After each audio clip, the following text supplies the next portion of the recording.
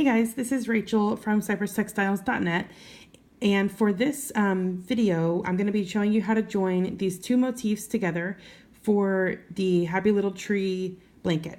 So I showed you the first video with the rose hexagon, and the second video was the plain hexagon, and this is what we're going to make. These two little motifs that are joined together. Okay, so I have several of them already made.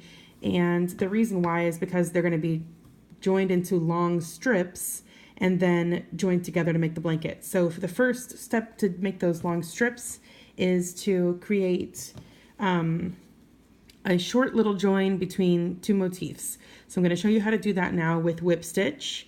And normally sewing motifs together, I do not prefer it because I have to switch to a tapestry needle and then thread the tapestry needle, and I would rather just use my hook.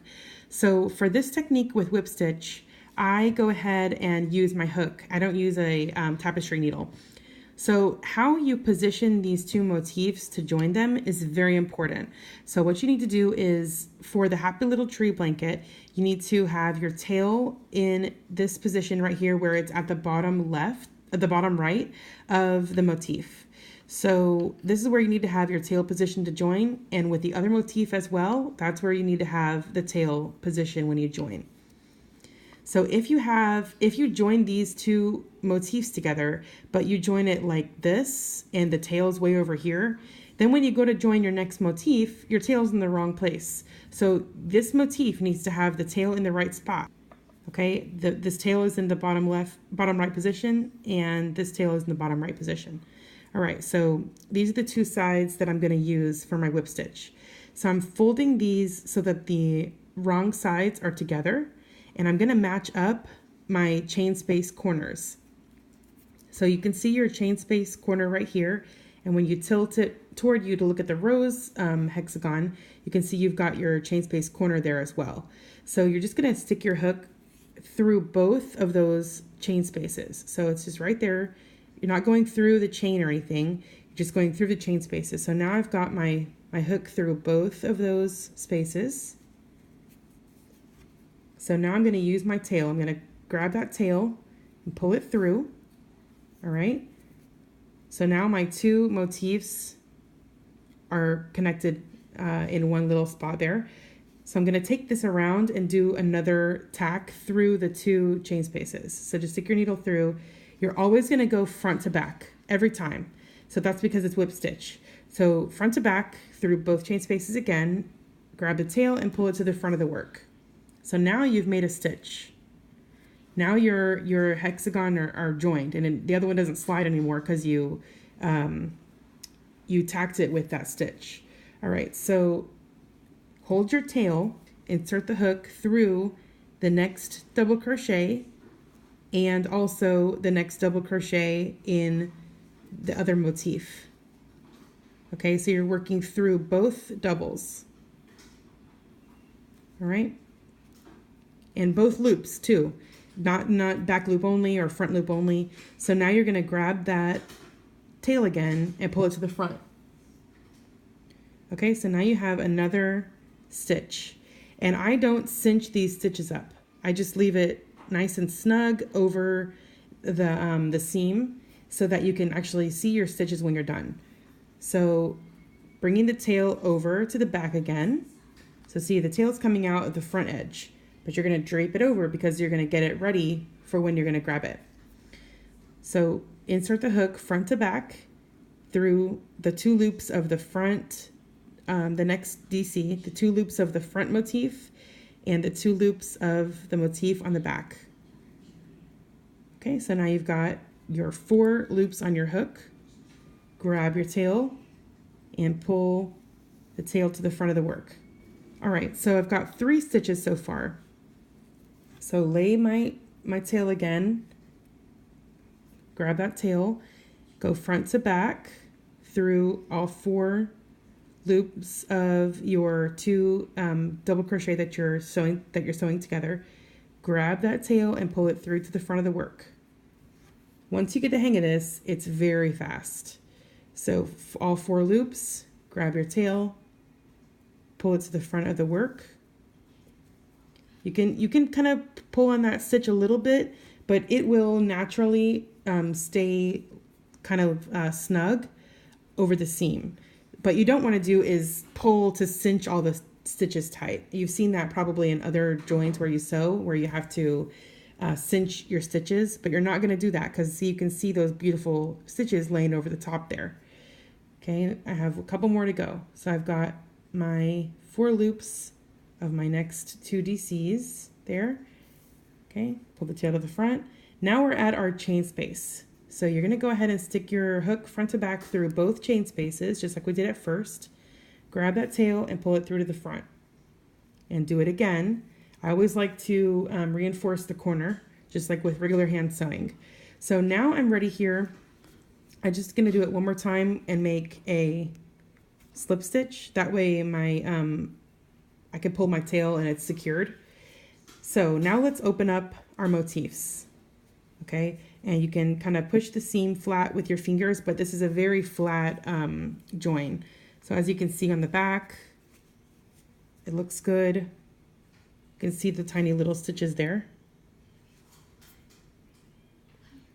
And then flip it to the front where you can definitely see your stitches.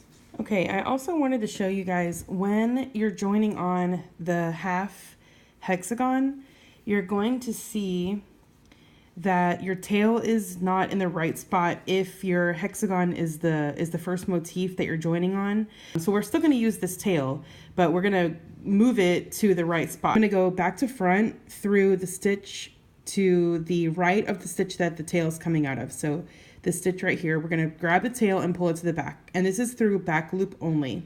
So back to front through back loop only and pull your tail to the back. And this is how I normally weave my tail.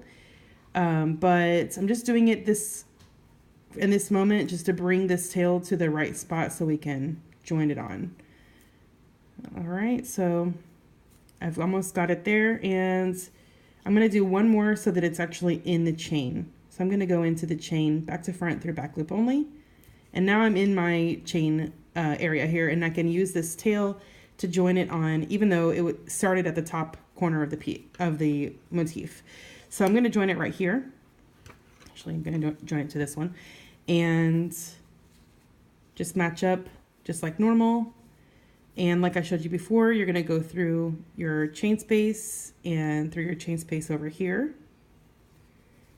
And now you've just got like a normal tail. Just make sure you don't cinch up on it. It needs to be so that it lies smoothly over the top. So if you pull on it, then you're going to end up with a puckered side, and you don't want that. So just make sure that whenever you're making your first couple of stitches, that you don't pull too hard on your yarn tail, or else you'll end up cinching this side. All right, so that is how you're going to join on the first hexagon. And now you already know how to do this because you've already seen it in the video. So I'll stop here, but I just wanted to let you guys know, so that way you're not cutting and having to join on a new length of yarn and weave more ends. So that's just a little trick.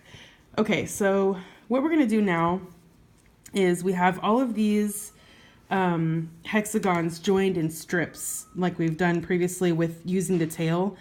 And in order to join them the entire length of the strip, you're gonna line everything up and then pick up your piece at the first chain space where you're gonna start your join. So I have this chain space and this chain space that are matching up. So I'm going to put my hook through both of them so I can kind of anchor them together. All right. And it's going to feel a little wobbly, but that's because this point is going into, one hexagon is meeting two. So it's going to feel a little awkward, but it'll all be right in the end. So I have my hook through the 2 chain spaces that I'm going to start joining, just like before. And I'm going to make a slip stitch to anchor those together, and then just pull out my entire length of yarn. You're going to want to use about 2 times the length of yarn of the seam that you're creating. And you can do shorter lengths. You don't have to go all the way down the width of your blanket, but I recommend it just to have to weave in fewer tails. But if it's too long, I understand. Okay, so we're going to go back through that chain space again, just to reinforce the corner. And make sure that your tail is pulled tight for that slip stitch as well. And now we're going to get ready to just go down joining. So this is the same process, just going through both loops of both stitches of both motifs and just pull your yarn tail to the front. Okay, so I'm at a point now where I'm at the point of the hexagon where it meets two motifs. The first motif, chain space, and pull your yarn through. Reinforce it by going through one more time. And then you're going to take the same chain space and go through the next one as well. So this peak hexagon point is going to get worked into 4 times because you're going to reinforce the corner. You're going to go through and then reinforce on one and then go through and reinforce on another one. Got a little tail I need to weave in, but so you can see, and then I'm going to just work a couple more stitches just so I can back out. So I'm going to go into these DC stitches here just like normal, but that way you can see how the corner looks.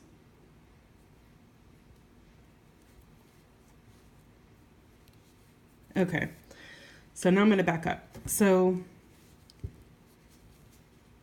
okay, so here's how we look here. We went through this chain space twice and then this chain space twice into the same center chain space. And that's how you're going to reinforce your corner there and join one hexagon point to 2. So now I'm ready to go into my chain space here, and I'm just going to locate the corner chain space on my back motif, go through and then reinforce my corner by going through again. All right, and then through this next chain space right here, I'm going to go through that same chain space at the back twice. All right, and now I'm going to go through a couple of stitches here so that I can back up again.